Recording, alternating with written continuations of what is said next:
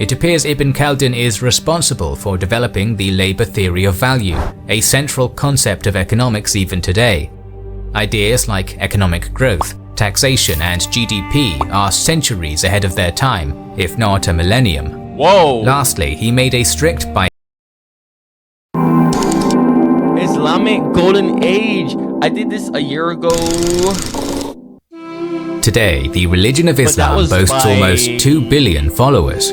Still, the faith itself comes from humble origins. Islam began as a religious movement turned small nation, then empire in the Arabian Peninsula in the 7th century.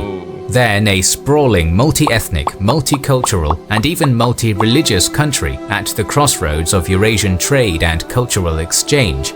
It's no surprise then that the ideas, cultures, and people moving through the Islamic Empire, combined with a friendly theology and government, led to what's called the Islamic Golden Age. This series will discuss the contributions made to humankind in this period, a time of massive developments in science, philosophy, and medicine. I knew it! Today we're going to look at the humanities and social sciences, as well as explain how this Golden Age came to be. Yep, skip that. One major factor in how the Islamic Empire enjoyed such a blossoming of thought comes from Islam itself. Somewhat unusually, many parts of the Islamic holy texts, the Quran and the Hadiths, place value on education and scientific discovery, regardless of the information's origin. Muslim scholars did not, by and large, take issue with learning from the works of non-Muslims to advance their body of knowledge. A Muslim scholar by the name of Burhan al-Din proclaimed that education should be prescribed for everyone, a novel idea for the Middle Ages. Muslims would enjoy a high literacy rate due to their emphasis on learning and education as part of a well-lived life. Schools would not only give kids a good grasp of Islamic law and analysis, but bring young scholars from different classes and backgrounds together to share ideas. In a state as large and diverse as the Islamic Empire, this led to a lot of cross-pollination of ideas. Later in the Golden Age, this process of education was formalized by schools known as madrasas. They were mosques, boarding houses, and libraries in a single compound. Some of these became the first universities to give out degrees. Additionally, the Muslim Empire invested massively in the work of scientists and philosophers. The amount the government spent in translation was massive, rivaling some of the research budgets of our times. The symbol of this period would be the Great House of Wisdom in Baghdad, a massive library built by the Islamic Emperor Caliph al-Mansur.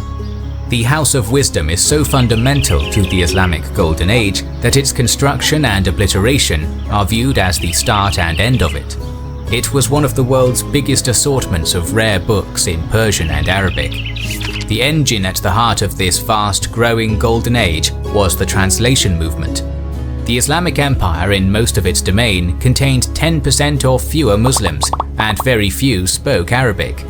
As they expanded into the Sasanian Empire, they found a large class of Persian scholars, as well as Greek academics who left the Byzantine Empire.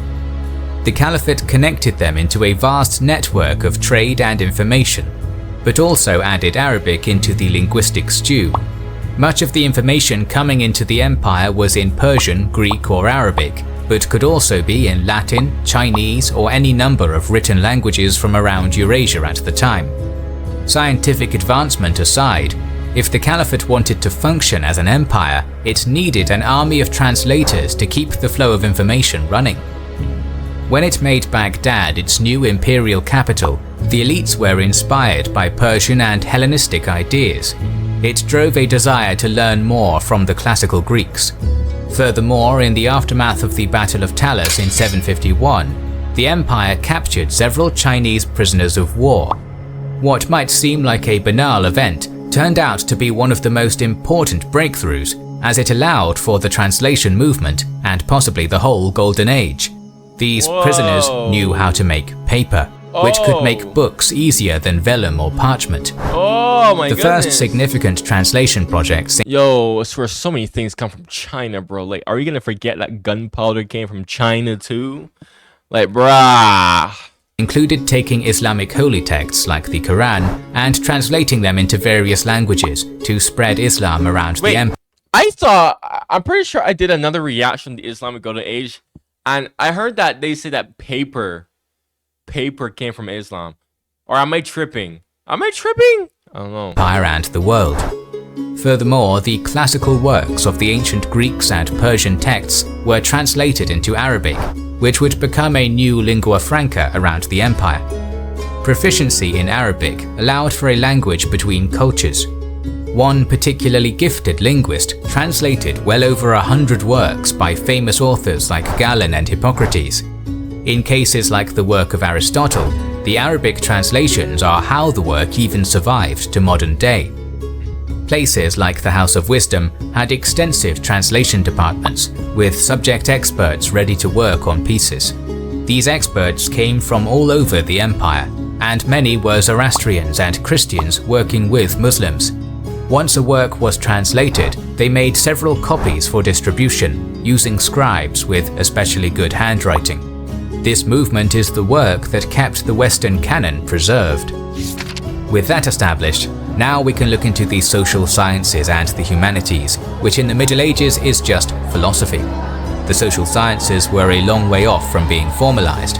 However, a man by the name of Ibn Khaldun, who lived during the Islamic Golden Age, is often considered the founder of many social sciences like demography, economics, historiography, and sociology. Oh, damn! Ibn Khaldun okay. was an upper-class Tunisian scholar.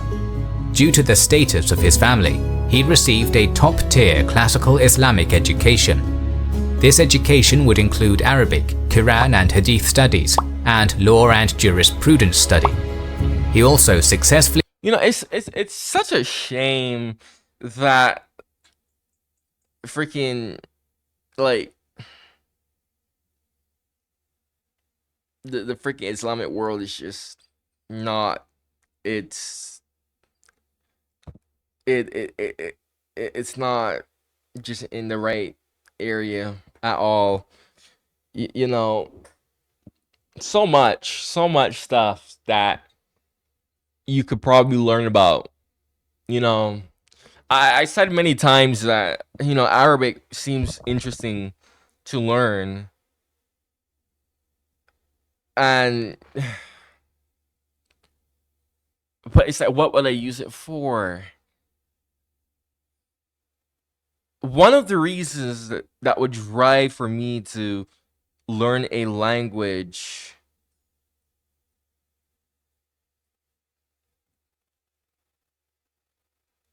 would be to learn the history of a specific place in the most accurate detail possible. But where would I go in the Islamic world?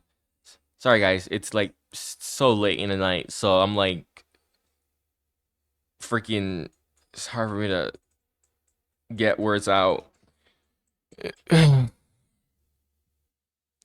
But it's like, where would I go in the Islamic world? Because I don't want to freaking, it's just unstable. It's just unstable. It's like, unfortunately, it's just unstable. But there's so much cool stuff. So much cool stuff to learn. Honestly. Like, you have no idea. But it's just, man, the Muslim world is just too unstable. He underwent the tasks to become a Hafiz, which is a torturous process very few Muslims do to memorize the entire Quran. On top of this education, he learned maths, philosophy, and classical logic. But Ibn Khaldun didn't get into all of his social science work. That's mad. That's mad. A torturous process to memorize the Quran. That's mad. Also, this is interesting. Look at this. This is English. I thought this was Arabic at first, but no, this is English, but with like Arabic font. Huh. Okay, because I remember in one of my reactions, I talked about, I saw the Arabic alphabet, and I was like, oh, the Arabic alphabet, it just uses like connection lines to connect letters, and people were like, yeah. And I was like, oh, okay, that doesn't make the Arabic alphabet seem intimidating now. And now that I actually see like English in the Arabic font, that actually really, because I can, it's like, okay, yeah, this is English, but it's just connected, just like how Arabic is. So I'm like, oh, so now that I see it from that perspective, that makes Arabic look even more less intimidating now, because it's just like, okay, you just learn the words and then you just connect them. Like we can read this. This is the English alphabet, but it's just like connected. Okay, you know what? Maybe that just gave me like more confidence to perhaps at least learn the Arabic alphabet in the future. I don't know. Again, I don't have a reason for it, but I don't know. I don't know. Things could change. I mean, like 5 years ago, I told myself the same thing about Russian. I was like, I have no use for Russian. What would I use Russian for? I would never learn this language. And here I am 5 years later. So I don't know. Maybe like another 5 years later, you'll see me freaking teaching myself Arabic like I'm teaching myself Russian. I don't know. Until after he finished a successful career as a politician in particularly unstable times in Tunisia.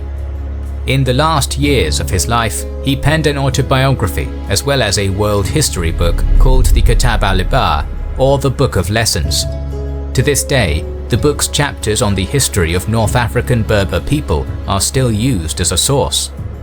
In the book, he speaks of two different walks of life, both common in North Africa of his day, that of nomadic and sedentary peoples. He wrote of the effects of the conquest of a city on its inhabitants. Both are based on a central concept called asabia, or social cohesion. It might seem rudimentary, but this is considered some of the first works of sociological research. As he broke down the concept, he spoke of social factors leading to economic, political, and even psychological differences in cultures. This type of work would not see serious scholarly development until the 19th century. When discussing economics, it appears Ibn Khaldun is responsible for developing the labor theory of value, a central concept of economics even today. Ideas like economic growth, taxation, and GDP are centuries ahead of their time, if not a millennium. Whoa! Lastly, he made a strict bifurcation of what he called the non-religious sciences and the religious sciences. It was an attempt to settle a significant debate between those who wanted to focus on science and philosophy, and scholars who promoted a mystic understanding of Islamic theology. Where the humanities shined, however, was in philosophy. Islamic philosophy in this age subscribed to one of two major currents. The first was Kalam, which focused more on questions to do with theology. This featured discussions about free will and rationality. One sect which took a rigorous adherence to rationality as the proper way to understand questions of theology were the Mutazilites. They in turn debated with any other schools, such as Maturidiyya, which did not see the hadiths as reliable texts at odds with reason, and largely believed in free will. Another major theological school was the Ash'ari, whose concepts of free will were limited to choosing possibilities outlined for you by an all-knowing God. Much of the logic and discussions these currents had with each other spoke of heavy influence from Greek philosophers. One medieval theologian, Ibn Taymiyyah, even described many of these discussions as Greek solutions to Greek problems, which should never have concerned Muslims in the first place. Ibn Taymiyyah's criticism speaks to another significant theological divergence in Islamic philosophy. All of these schools used reasoned approaches to Islam, and as such, rejected literalist interpretations. This did not go unopposed by some in the clergy, who worried that this kind of thinking challenged their status in society. However, the remnants of Kalam scholars still have a significant presence in the Islam of today. Kalam is now merely the word for theology, and Islamic theology is still very academic. The second major school of philosophy is what we might more easily recognize as philosophy today. Even at the time, they borrowed the word philosophy from Greek and called this school falsafa. These were the scholars who discussed and built upon the works of Aristotle, Pythagoras, and Plato, publishing massive commentaries and philosophical texts. Some of these scholars were responsible for introducing their ideas, as well as those of the Greeks and Hindus, into Western Christian thought.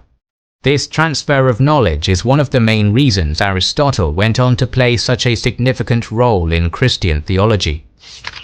One philosopher, Ibn Sina, broke ground in the realm of metaphysics. Metaphysics is the area of philosophy which attempts to understand the fundamentals of reality, the study of objects, properties, and existence itself. One major schism when it comes to the prominent Greek philosophers of Aristotle and Plato was a debate about forms. The form, or essence of something, is what makes an object fundamentally that sort of thing, its shape, highlights, and so forth. A triangle is a triangle because it has 3 sides, as a basic example. Plato believed that all things, even abstract things, existed in a world of forms, where the perfect idea of a thing exists. What we see are mere shadows of that thing.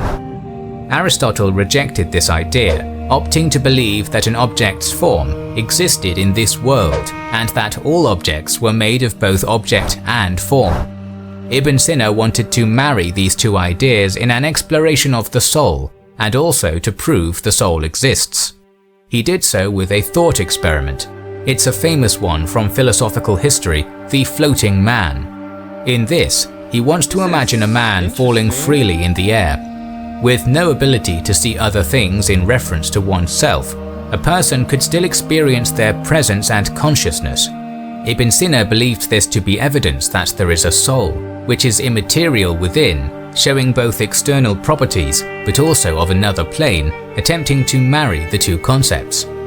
This idea is very similar to the Yo, let bro cook. Let bro cook. Oh, let him cook. And also, this kind of matches like out-of-body experiences of people who die and come back to life. You know, I think we all should like know how the story goes. Like, yeah, I was floating in the air and I saw my body there. Floating. Um, freaking, which is mad, bro. Like, floating and seeing your body there. What the heck? Bro, the body is like such a prison, man. I swear. Honestly, literally. famous starting point for Descartes, who centuries later would become famous for his line, cogito ergo sum, I think, therefore I am. In the realm of epistemology, the philosophical work of understanding knowledge, learning, and understanding, philosophers worked to understand the human mind. For the sake of this video, let's discuss one back and forth in the realm of the story of self-education, also known as autodidactism. Arab philosopher Ibn al-Nafis, to explore the idea of how one might learn without any other humans, wrote a philosophical novel called Theologus Autodidactus. This novel was a first on many fronts, founding many literary mainstays. It was one of the first Arabic language novels ever made. It had a coming-of-age story long before that was to become a popular theme. It took place on a desert island, of which it may have been one of the first examples. It even had elements of the apocalypse and explaining the afterlife with astronomy, biology, and theology, which have led some historians to consider it a very early inkling of what would become science fiction. The novel itself is about a boy who spontaneously came to life on a desert island and meets castaways who wind up on his home. Ibn al-Nafis wrote the main character, Kamil, to be a complete human blank slate in which to observe the world. It's about how an uninitiated person comes to find the necessity of God, Islam, and rationality. The character then explores the sciences and philosophy. It's not a page-turner, but it acted as an essay to explore many different ideas about the world Ibn al-Nafis knew about as a polymath. It was a response to a desert island book called Hey Ibn Yaqdan, which itself was a response to the incoherence of the philosophers. They were interested in which aspects of rational thought and belief came innately from the human mind, and which had been learned. Theologus Autodidactus and Hay ibn Yaqdan both featured feral children who explored their various ideas on it. These philosophers would have massive impacts on philosophers throughout the centuries.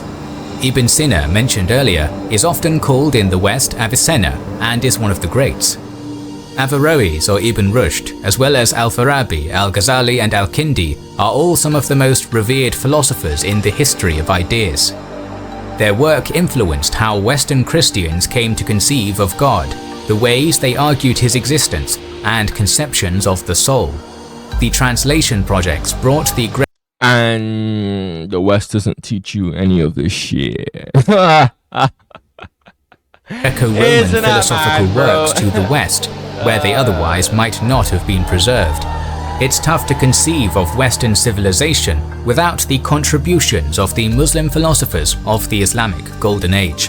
And we're just scratching the surface with philosophy. Over the next videos in this series, we'll look at other places where the Islamic Golden Age changed the world. Yo, this is a series? Ooh! Next time we'll look at the sciences, as well as mathematics, then medicine and healthcare, then in... Yeah, I gotta react to this. This is like in the end screen, right? Hashashin. Ooh, this is a good one. Ooh, I should. I'm gonna save that for later. Anyways, if you made it all the way here to the end of this video, you like my reactions, you like what I have to say, make sure that you like and subscribe. Check out my other videos on my channel like this. Definitely. Freaking hell, I'm sleepy as hell, so I'm talking slow. If you have any suggestions, man, if you like my reactions, you like what I have to say, you know, comment a suggestion. Eventually I'll get to it, I'll do it.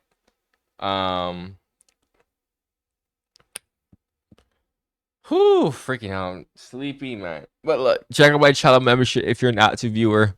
I say active viewers because, you know, like, the more dedicated viewers, you know, check it out. It's for y'all. It's for y'all, and it's only 99 cents a month. It's gonna be in the pinned comment below, or it's gonna be you can check it out on my channel page where you click join. You'll see the video where I talk about everything there. All right. Thank you for watching, and goodbye.